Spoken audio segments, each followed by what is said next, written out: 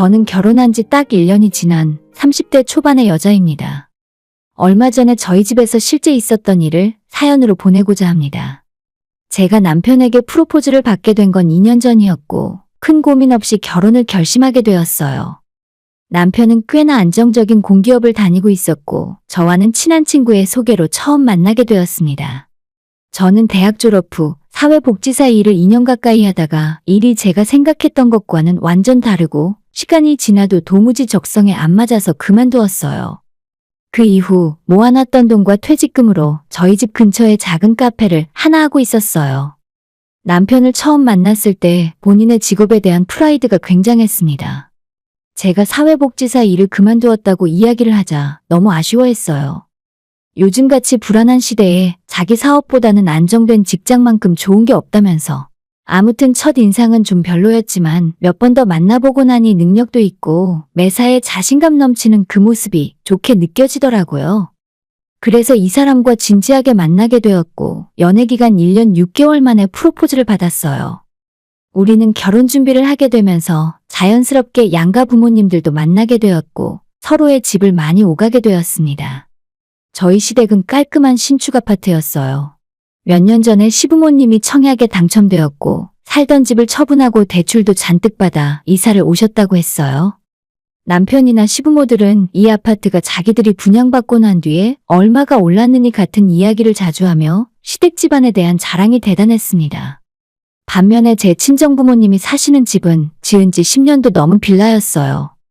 아버지는 예전에 건축업을 오래 하셨었는데 그 뒤로 땅을 사서 큰돈을 번 뒤로는 부동산을 여러 개 가지고 계시고 지금도 부동산에 투자하시는 것을 업으로 삼고 계십니다.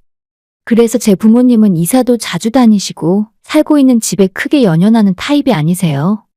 비싼 신축 아파트나 고급 주택에는 크게 매력을 느끼지 못하시고 부모님이 가진 돈의 대부분은 월세를 받을 수 있는 상가와 건물로 갖고 계십니다. 지금 살고 있는 그 빌라도 5년 전에 낡은 빌라 한 채를 싸게 경매받으셔서 세를 주고 있다가 빠지고 공실이 오래되자 아예 아버지 혼자 작년부터 들어오셔서 살고 계신 집이거든요. 아직도 일을 하시고 사람을 만나면 서울에서 지내야 하는 날이 많기 때문에 약간 숙소 개념으로 사용하고 계세요. 그런 식으로 서울에서는 이곳저곳 옮겨 다니며 사신 지도 10년이 넘으셨습니다. 아버지 혼자 사시는 집은 이사를 워낙 자주 다니다 보니 가전제품이나 가구들도 잘 안 사세요. 대신에 엄마를 위해 양평에 마당에 있는 큰 집이 하나 더 있습니다. 아버지는 일을 위해 주말에만 양평집으로 내려가고 평소에 일하실 때는 서울에 있는 집에서 대충 먹고 자고 하는 생활을 몇 년째 하고 계세요. 이제 그만 편하게 사실 때가 된 것 같은데 요즘에도 경매로 나온 건물이나 상가를 보러 다니시고 지방에 있는 물건을 제외하고는 대부분 직접 관리하시며 바쁘게 보내십니다. 그런 저희 아버지는 겉으로만 보면 전혀 돈이 있어 보이지 않아요. 차도 8년째 같은 국산 큰 차를 타고 다니시고 옷차림도 활동하기 편한 옷을 즐겨 입으시다 보니 누가 보면 현장에서 건축업을 하시는 분인 줄 알아요. 실제로 건축업을 오래 하기도 하셨고 아직도 본인 건물 지을 때나 세입자가 집이 고장났다고 연락이 오면 직접 고치러 가시기도 하니 다른 분들이 그렇게 생각하는 것도 무리는 아닙니다. 한 번은 아버지가 용인에 새 건물을 지으실 때 현장에 나가신 적이 있는데 건설 현장을 돌아보는 아버지를 일하는 분인 줄 알고 현장 분들이 자연스럽게 물어보는 바람에 아버지가 같이 일을 해준 적도 있었다고 해요. 아무튼 남편이 저희 아버지가 사는 집에 처음 찾아왔을 때 깜짝 놀라던 얼굴을 기억해요. 밤이 되면 가로등도 거의 없고 어두워지는 골목에 위치한 낡은 빌라였고 현관문을 열고 들어오면 아버지의 낡은 가구와 가전제품들을 보며 저희 집 경제 상황이 별로 좋지는 않겠구나 하고 짐작했을 거라 생각해요. 저는 굳이 제 주변 사람들에게 저희 아버지가 돈을 잘 번다 못 번다는 말을 하고 다니질 않습니다. 솔직히 아마 대부분의 사람들이 그렇지 않을까요? 제가 버는 돈도 아니고 아버지가 돈을 많이 버는지 못 버는지가 중요한 건 아니잖아요? 양평의 어머니 집에서 만나면 어떻고 서울의 아버지 집에서 만나면 어떻겠어요? 저희 아버지는 특히나 돈 있는 걸 주변 사람들이 알아봤자 돈 빌려달라고 하는 놈들만 꼬인다고 하시면서 더욱 주변 사람들을 경계하시는 분입니다. 그래서 남편을 집으로 불렀을 때도 말은 가까운 서울집에서 보자고 하셨지만 당장 어떻게 될지도 모르는 사람에게 양평 본가를 보여주고 싶지 않았던 마음이 더 컸을 수도 있어요. 아무튼 그 좁은 빌라 거실에서 어머니가 해오신 음식들을 먹으며 당시의 남편은 드라마 세트장이라도 구경하는 듯이 여기저기를 두리번거렸던 모습이 아직도 생각납니다. 그날 친정부모님과의 식사를 마치고 제가 혼자 사는 집으로 저를 데려다 주면서 남편은 저보고 너가 그동안 고생 많이 했겠다는 이해할 수 없는 말을 하더라고요. 저는 그다지 크게 고생해 본 적은 없다고 생각하거든요. 어렸을 때도 아버지가 건축일을 하시니까 돈을 잘 벌어오셨고 제가 중학교 때부터 부동산 투자를 하고 건물을 늘리시면서부터는 돈 걱정을 크게 하고 살진 않았어요. 집에서 외동딸이다 보니 제가 하고 싶은 건 다 하게 해주셨고 제 직업이나 학교에 대한 간섭도 거의 없으셨습니다. 제가 하고 싶던 사회복지사 일도 실제로 해보니 제가 상상하던 것과 너무 많이 달라서 부모님에게 힘들어서 못하겠다 말을 했던 적이 있는데 그때마다 부모님은 뭐하러 그런 힘든 일을 하냐고 그만하라고 하셨거든요. 그래서 딱 2년만 채우고 그만둔 뒤에 지금 하고 있는 카페도 아버지께서 많이 도와주셔서 아버지 소유 건물에 가게를 내고 인테리어도 아버지 도움으로 아주 싸게 할 수 있었습니다. 하지만 이런 이야기를 굳이 할 필요는 없어서 남편의 말에 고생하진 않았다고 대답하고 말았어요. 얼마 후 결혼하기 전 시댁에 처음 초대되어 갔을 때는 정말 요즘 신축 아파트는 새로운 기능도 많고 좋긴 좋다고 느꼈습니다. 전체적으로 깔끔하고 빌라에 비해 보안도 잘 되어 있는 느낌이었고 비싼 집이라는 느낌이 팍팍 들었어요. 고층이라 전망도 좋았고 새집답게 안에 채워넣은 가구라거나 가전제품들도 전부 고가의 새 제품들이었습니다. 좋은 전망의 다양한 편의시설과 주변 환경들을 생각하면 요즘 사람들이 왜 다들 아파트를 선호하는지 알겠더라고요. 하지만 저희 집은 아버지께서 서울에 아파트 살 돈이면 상가를 한두 채 더 사겠다는 입장이셨고 어머니는 양평 마당 있는 집에서 텃밭도 기르고 강아지들과 함께 맘 편히 사는 게 더 좋다고 하시니 아마도 두 분은 평생 이런 아파트에서 사실 일은 없겠구나 싶었습니다. 시부모님과 저녁 식사를 하며 저희 결혼에 대한 이야기를 나누었어요. 집은 시댁 쪽에서 일산에 전세를 얻어주신다고 하셨습니다. 제가 장사를 하며 모아둔 돈이 조금 있어서 집 구할 때 보태겠다고 했더니 그러지 말라 하시더라고요. 괜히 사돈댁에 부담될 수 있으니 예물도 너희가 하고 싶은 걸로 알아서 맞추고 예단 같은 것도 일절하지 말자고 하셨죠. 혼수도 너무 비싼 거 필요 없으니 전세 살면서 돈 모으다가 나중에 돈을 모아 집을 사게 되면 그때나 제대로 된 것들 맞추라고 하시더라고요. 솔직히 저야 좋았습니다. 제 돈도 아끼고 부모님에게 크게 손 안 벌리고 시집갈 수 있어서 좋더라고요. 다만 말씀하시는 뉘앙스에서 자꾸 사돈댁의 형편을 강조하시길래 조금 기분이 묘하긴 했지만 비싼 돈 들일 필요 없다는데 제가 괜히 나서서 우리 집 여유 있으니 돈 더 내겠다는 말을 할 필요는 없었습니다. 부모님에게 시댁에서 이렇게 결혼하자고 하더라 말씀드리니 아버지는 알뜰하게 시집 간다며 아주 흡족해 하셨고 어머니께서는 그래도 딸 시집 보내는데 어떻게 그런 걸 하나도 안 하고 보낼 수 있겠냐고 하셨어요. 엄마는 시집 갈 때 빈손으로 가면 시댁에서 두고두고 무시한다고 적어도 혼수는 제대로 챙겨가야 한다고 말씀하셨습니다. 그래서 다른 건 거의 다 생략하고 예물도 결혼 반지만 맞췄지만 혼수는 엄마가 보태준 돈으로 남들한테 뒤처지진 않을 정도로 해서 들어갔어요. 결혼하고 난 뒤 신혼 초기에는 남편이 정말 잘했어요. 퇴근하고 제 카페에 와서 마감도 도와주고 시댁과 친정의 용돈을 똑같이 주기도 하더라고요. 제가 우리 집에는 용돈 드릴 필요 없다고 말했는데도 이런 건 똑같이 드려야 나중에 서운해하시지 않는다며 굳이 그렇게 하는 겁니다. 결혼하고 난 뒤에 제 카페 수입을 완전 오픈하진 않았어요.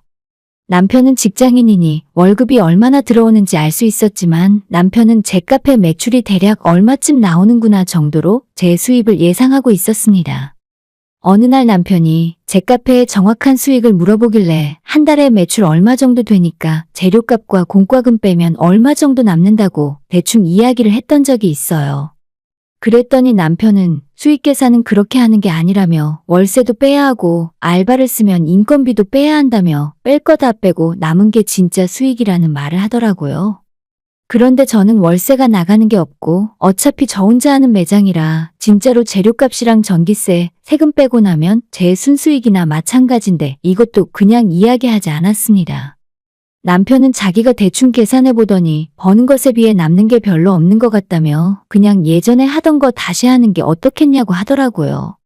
많이 벌지는 않아도 안정적으로 수입이 있는 게 낫다면서 저까지 안정적인 직장인이면 대출도 잘 나올 거고 나중에 집 사는데도 더 유리하지 않겠냐고 했습니다. 저는 다시 직장에 다니고 싶은 생각이 조금도 없어요. 그 수직적인 문화에 적응도 잘 못하겠고 제가 열심히 해도 성과에 대한 보상이 너무 적어서 동기부여도 잘 안 됐습니다. 게다가 지금 카페로 버는 수익이 적어도 그때의 3배는 되는데 뭐하러 제가 공무원을 다시 하겠어요? 남편에게 그럴 생각 조금도 없다고 단호하게 거절을 하자 남편은 기분이 상한 것 같았습니다.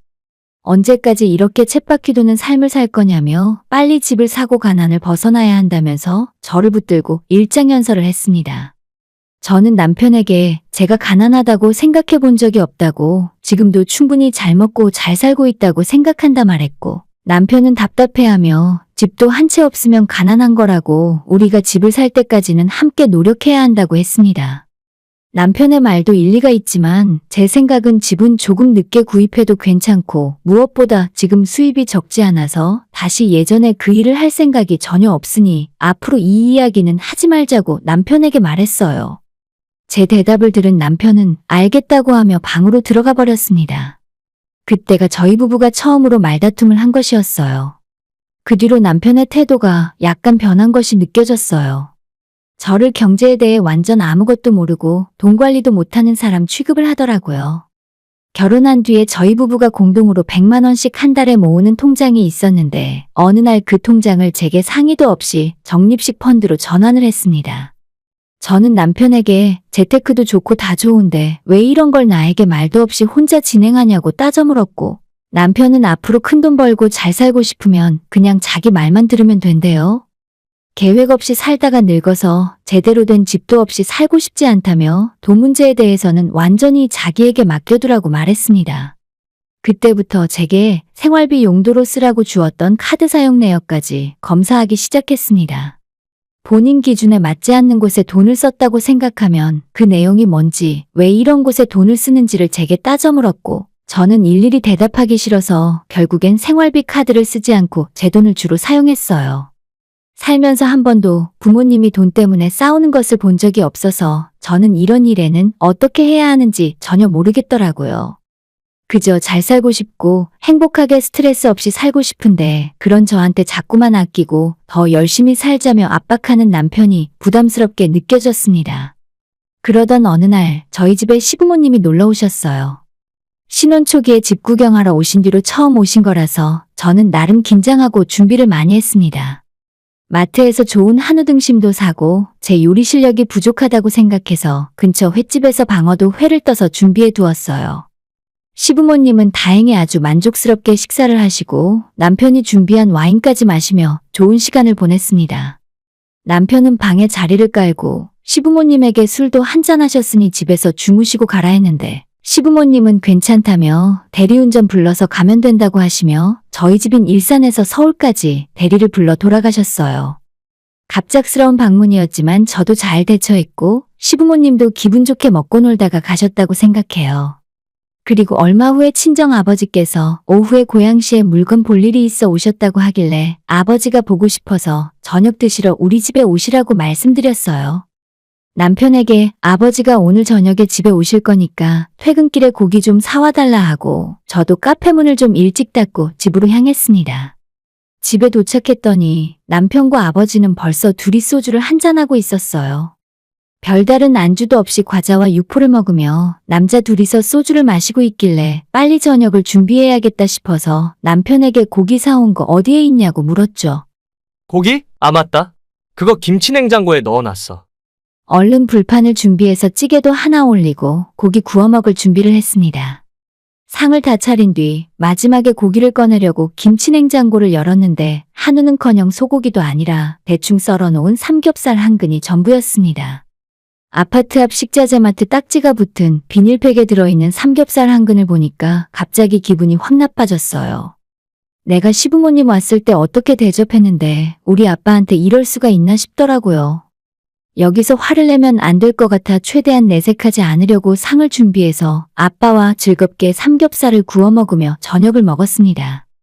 아빠는 딸 집에서 사위와 저녁을 드시면서 기분이 좋으셨는지 술을 조금 많이 드셨어요. 술을 빨리 드신다 싶었는데 금방 취하시더라고요. 저녁상을 물리고 남편과 계속 소주를 한 잔씩 더 드시던 아빠는 결국 만취하셔서 몸을 잘 가누지 못하셨습니다.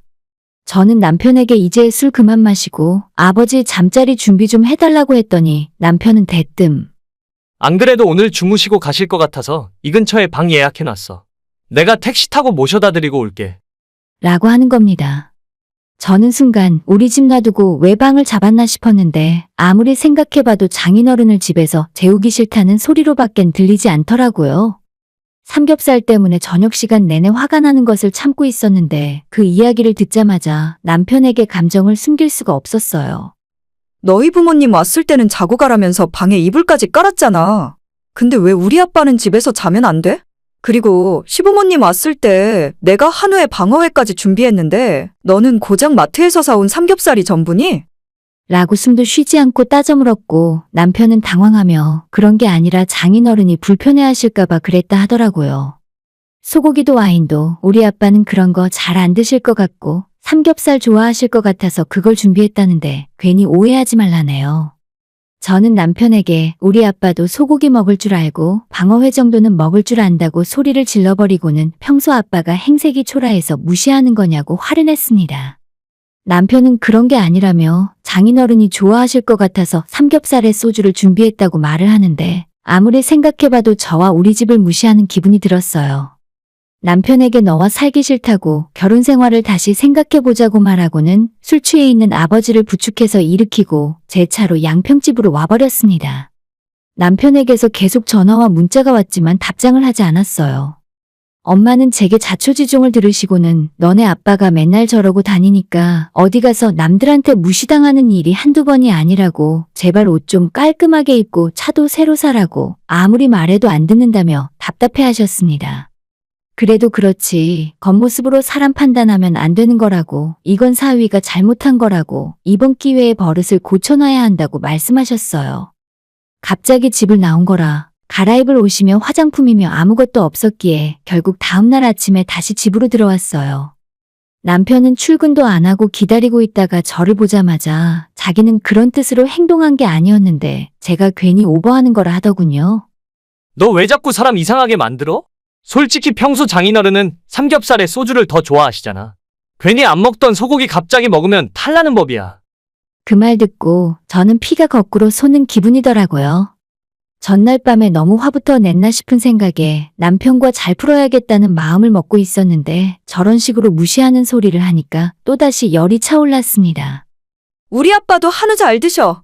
어제부터 말을 왜 그런 식으로밖에 못해? 라고 했더니 남편은 끝까지 그럴 리가 없다며 저희 집안 형편 보니까 소고기도 제대로 못 먹고 살았을 것 같다며 조롱을 하더라고요. 솔직히 결혼 전에 너희 집에 처음 갔을 때 아찔하더라. 웬만한 남자였으면 거기서 도망갔을걸? 그런 무너져가는 빌라에서 구출해줬으면 나한테 고마워해야 하는 거 아니야? 저는 그런 남편에게 우리 부모님이 사실 양평이 본가고 그때 찾아왔던 집은 아빠가 혼자 사시는 집이라고 설명했어요. 제가 아는 가게도 사실 부모님 건물이라 월세 같은 건 안 내기 때문에 당신이 생각하는 것보다 훨씬 많이 남는다고 했죠. 괜히 자존심 상하니까 억지 부리지 마. 장인어른이 건물주라고? 지나가던 걔가 웃겠다. 믿기 싫으면 맘대로 하라고 소리 지르고 대충 짐 싸들고 나왔습니다. 대놓고 저와 부모님을 무시하고 조롱하는 남편과는 단 하루도 더 살고 싶지 않더라고요. 다음날 남편에게 이혼하겠다고 통보했고 충격을 받았는지 며칠 동안 답장도 없었습니다. 그리고 그 사이에 저희 가게가 있는 건물이나 저희 부모님에 대해 뒷조사를 하고 다녔나 봐요. 양평 집 주소는 알려준 적도 없는데 어떻게 알고 찾아갔는지 집 앞에 남편이 무릎 꿇고 석고대죄를 하고 있다는 연락을 받았습니다. 그러거나 말거나 저는 이미 정 떨어져서 엄마한테 절대 집으로 들이지 말고 쫓아내라 했어요. 장인장모가 돈 없어 보일 때는 삼겹살이나 대충 먹이고 무시하더니 이제는 건물주라니까 무릎이 저절로 꿇어지나 봐요. 결혼할 때 시댁에서 제 돈 쓰지 말라고 한 것이 이제 와서는 다행이에요. 제 집만 빼오고 났더니 아무것도 걸릴 게 없었습니다. 남편은 지금도 자기가 미안하다며 한 번만 더 기회를 달라는데 며칠 전에 시댁으로 이혼 서류 보냈습니다. 시부모님 전화가 수십 통이 걸려왔지만 전부 받지 않았어요. 이 문제로 더 골치 아프고 싶지 않고 이미 남편에게 모든 정이 다 떨어져서 다시 화해하고 살 수도 없을 것 같네요. 하루속히 마무리하고 결혼 생활 끝낼 겁니다. 돈 때문에 사람 대접 다르게 하는 놈과는 하루도 더 살고 싶지 않아요. 오늘의 사연은 여기까지입니다. 구독과 좋아요, 알림 설정 부탁드려요. 다들 행복하시고 좋은 하루 되세요.